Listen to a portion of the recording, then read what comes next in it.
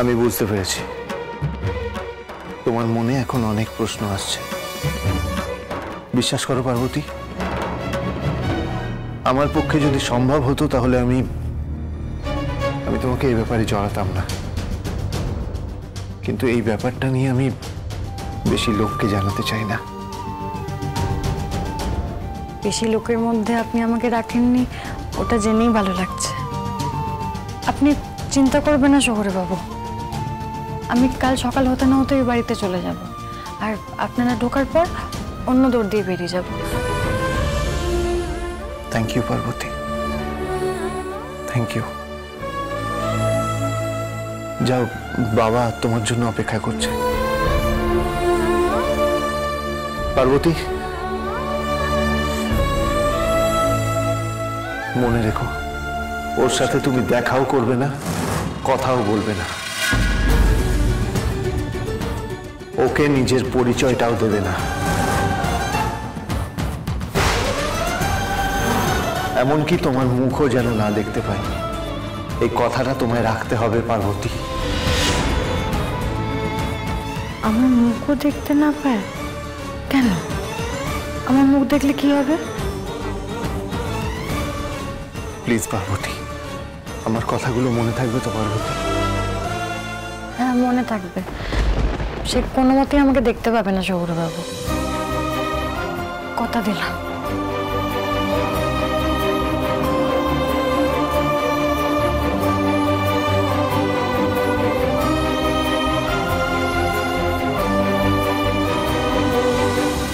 কি ব্যাপারটা কি তোমার? হ্যাঁ, কি করছিলে এতক্ষণ? একটা খবর দেওয়ার প্রয়োজন মনে করোনি? টেনশন হয় না আমার?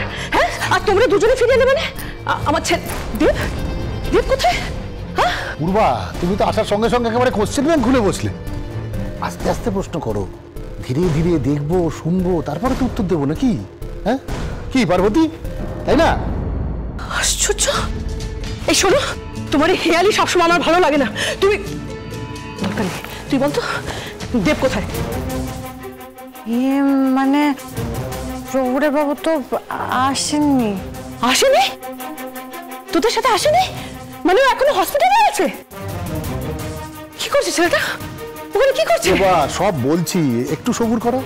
পার্বতী, তুমি যাও, ফ্রেশ হয়ে না যাও। শোনো না কি হয়েছে। দেব যে মার্ডার কেসের ইনভেস্টিগেশনে গেছিল, সেখান থেকে ফেরার পথে ওদের একজন স্টাফ মারাত্মক অসুস্থ হয়ে পড়ে। তুমি তো আমাদের ছেলের দায়িত্ববোধ জানো, তাই ও ফিরে আসতে পারছে না, ওখানেই আছে। শান্তি তো? কিন্তু এরকম তো আগেও হয়েছে। কই এরকম তো কখনো।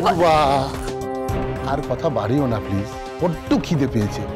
নচেত এই ক্ষণে এই স্থলে ক্ষুধার জ্বালায় তোমারই পদতলে প্রাণত্যাগ করিব প্রিয়ে।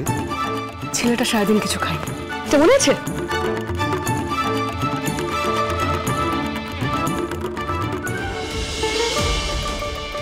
ক্ষমা করো নৃসিংহদেব, সরি পূর্বা। সত্যিটা শুনলে তোমার মাথায় বাজ ভেঙে পড়তো। আর পার্বতীকে তো তার বোনের কথা বলাই যাবে না। দেব যত তাড়াতাড়ি এর জট ছাড়াতে পারে ততই ভালো।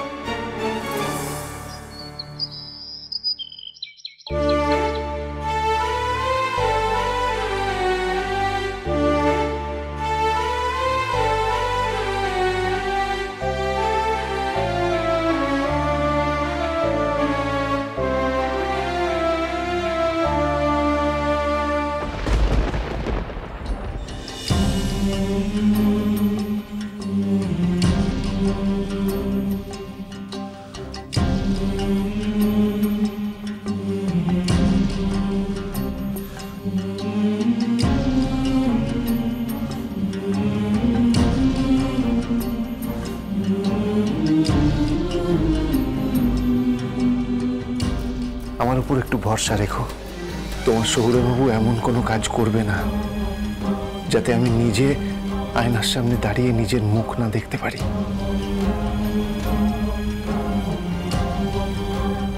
বলে বাবা, শহুরে বাবু তো আমাকে কিছু জিজ্ঞেস করতে বারণ করেছেন, কিন্তু কেন? মনে হচ্ছে উনি খুব কষ্টে কিছু একটা লুকিয়ে আছেন। একমাত্র বন্ধুর কাছেই তো লোকে নিজের মনের সব চাপা কষ্টের কথা, দুঃখের কথা, আনন্দের কথা সব মন খুলে বলতে পারে। কিন্তু আমাকে কেন বললেন না? তাহলে কি শহুরে বাবু শুধু মুখেই বলেন আমি ওনার বন্ধু, সত্যি সত্যি স্বীকার করেন না? না না, এখন আর এসব কিছু ভাববো না, তাড়াতাড়ি কাজ ছেড়ে আবার চলে যেতে হবে।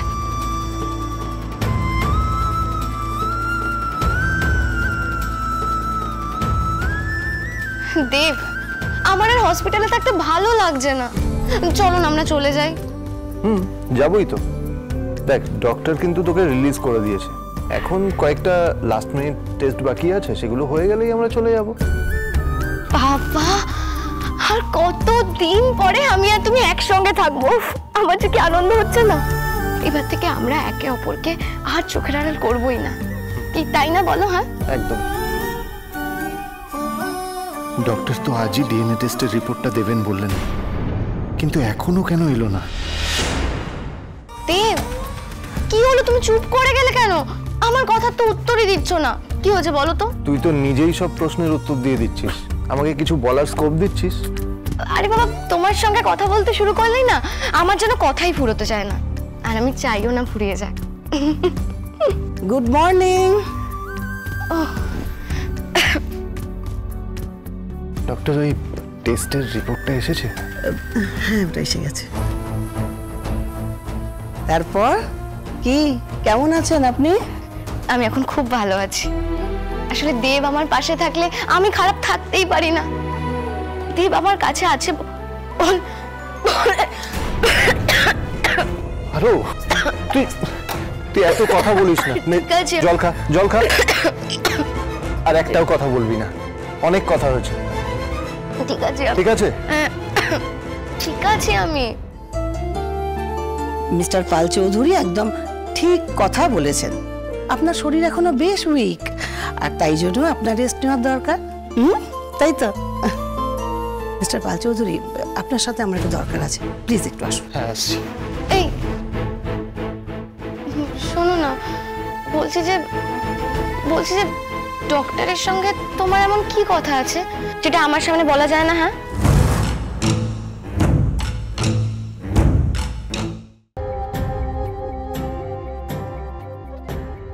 শুনুন, আপনাকে তো আজকে ডিসচার্জ করে দেওয়া হবে হসপিটাল থেকে। আর হসপিটাল থেকে যাওয়ার আগে রিসেপশনে কিছু ফর্মালিটিস থাকে, আর সেগুলো মিস্টার পাল চৌধুরীকেই পূরণ করতে হবে, কেমন? আর এর জন্য আপনাকে কিছুক্ষণের জন্য ওনাকে ছাড়তেই হবে, কি তাই তো? উনি ফিরে এসে আপনাকে নিয়ে যাবেন, কি কেমন? আসুন। আমি এক্ষুনি আসছি, পারো? তাড়াতাড়ি চলে আসবে, দেরি করবে না কেমন?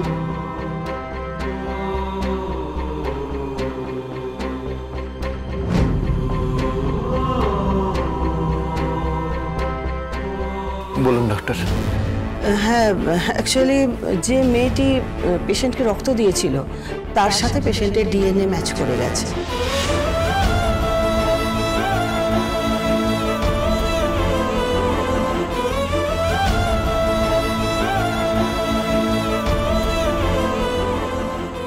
পারো, ও আমারই পারো।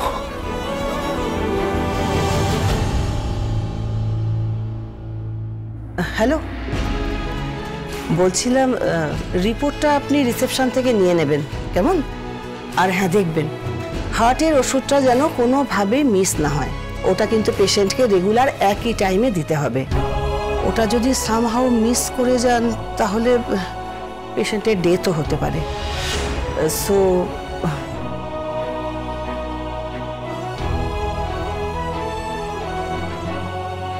আর কোনো সংশয় নেই, আর কোনো সংশয় নেই, ওই আমার পারো, আমার পারো।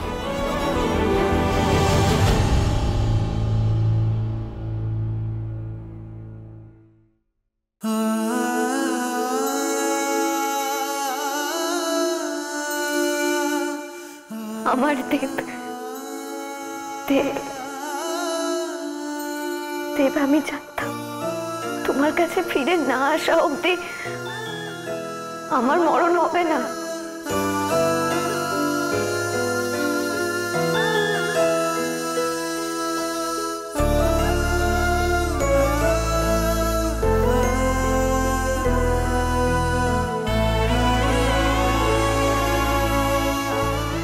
যে মেয়েটি পেশেন্টকে রক্ত দিয়েছিল তার সাথে পেশেন্টের ডিএনএ ম্যাচ করে গেছে।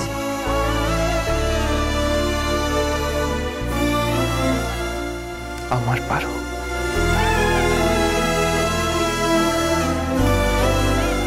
দেব, তুমি এসে গেছো। কি হলো?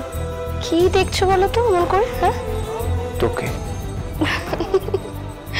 বাবা, এখন থেকে তো আমরা একসঙ্গেই থাকবো।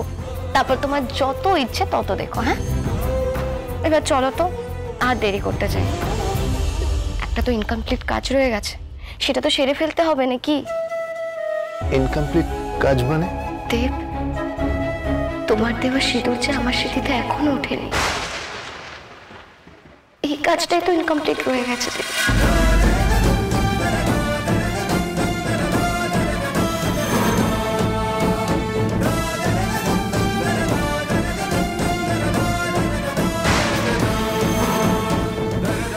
ভগবান, এ কেমন পরীক্ষা নিচ্ছ তুমি আমার? একদিকে পারো আর একদিকে পার্বতী। এখন এখন আমি কি করব? তুমি আশেপাশে থাকলে